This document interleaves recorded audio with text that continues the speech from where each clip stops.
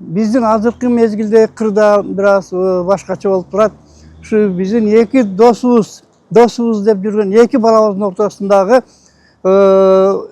болуп аткан окуя боюнча элдин тынчы кетип, эл бардыгы ушул эки достун макулдашып бир пикирге келишим күтүп атат.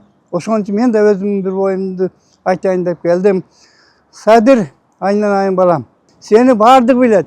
Өтүп кеткен президенттерди, касташып, урушуп, тарашып кеткен президенттердин бардыгын өзүң чогултуп, өздөрүнүн оюн угуп, бардыгын бир пикирге келтирип, өзүң ошолорду жараштырган жалгыз өзүңсүн.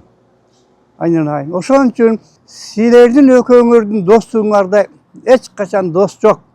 Өзүң билесиң, сенин башыңа кандай иштер түштү. Сен ошол самолеттен түшүп келе жатканда алып келип отургузганда, балдарын чыркыратып урганда, биздин эл журт бардыгы чыркырап, ошо балдарың ушул жакта ыйлап аткан болсо, биякта биз дагы ыйлап Кудайдан тилегенбиз. Эми айнайын Садыр балам, сен дагы эсиңе кел. Сенин ошондой оор башыңа кырдаал түшкөндө, эй, Садырдын ордуга мен отурайын деп алдына чыккан, жулкунуп, чуркап жүргөн ушу Камчыбек досуң. Досуңдан башка эч ким болгон эмес.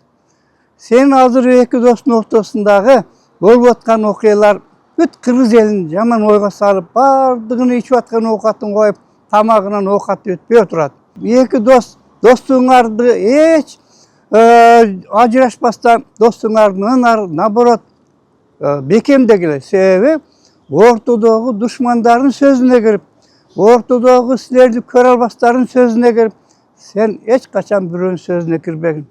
Өзүңдүн оюң менен мурдакы мезгилде эки дос кучакташып бирге жүргөн күндөрүңөрдү кайра кайталап, ошондой жүрүүгө бүт элибиз, кыргыз элибиз күтүп турат.